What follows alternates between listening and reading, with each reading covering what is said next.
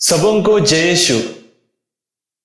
आज हम विशेष रूप से संत मत्ती के अनुसार सुसमाचार अध्याय 18 वाक्य 21 से लेकर 33 तक उसके बारे में चर्चा करेंगे। इस भाग में यीशु हमें क्षमा के महत्व के बारे में सिखाते हैं।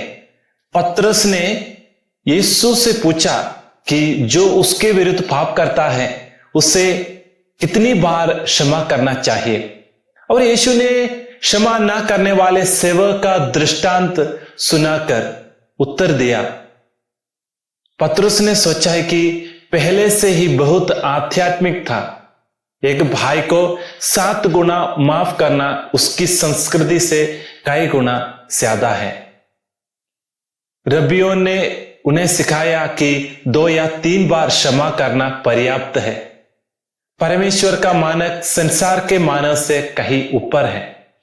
ईश्वर का स्तर धार्मिक मानकों से भी अधिक ऊपर है। यीशु ने कहा कि व्यक्ति को 7 गुना 70 गुना क्षमा करना चाहिए। हमारे जीवन में भी यदि हम अपनी तुलना दूसरों से करते हैं तो हम सोच सकते हैं कि हम बहुत अच्छे और काफी आध्यात्मिक हैं। पीटर ने भी यही सोचा था, लेकिन हमें अपनी तुलना लोगों या सांसारिक मानकों से नहीं करनी चाहिए। इसके बजाय हमें परमेश्वर के स्तर तक पहुंचने का प्रयास करना चाहिए। आज का दृष्टांत का मुख्य बिंदु बहुत स्पष्ट है।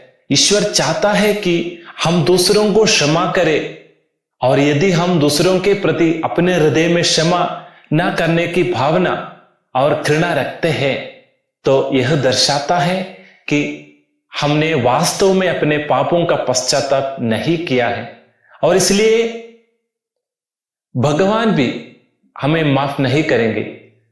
कुलुस्सियों के नाम पत्र अध्याय 3 वाक्य 13 में भी हम देखते हैं, जैसे परमेश्वर तुम्हें क्षमा करता है वैसे ही तुम भी एक दूसरे को क्षमा करो।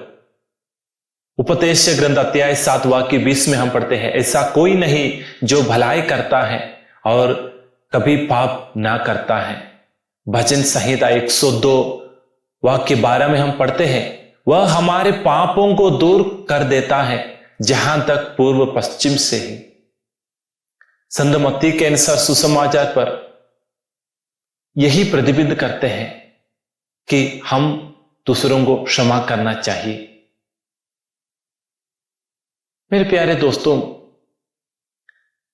आज के सुसमाचार द्वारा 3-4 पॉइंट के ऊपर हम मनन चिंतन करेंगे।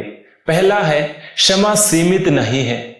यीशु कहते हैं कि हमें 7 गुना 70 क्षमा करना चाहिए, अर्थात क्षमा की कोई सीमा नहीं है। क्षमा ना करना बंधन की ओर लेके जाता है। मतलब जो सेवक क्षमा करने से इनकार करता है उसे जेल में डाल दिया जाता है। यह दर्शाता है कि क्षमा ना करने से कैसे आध्यात्मिक बंधन हो सकता है। तीसरा है, हमें बहुत क्षमा किया गया है। यह दृष्टांत हमें हमारे प्रति ईश्वर की क्षमा की विशालता पर प्रकाश डालता है, और हमें दूसरों को भी इसी प्रकार की क्षमा कैसी देनी चाहिए।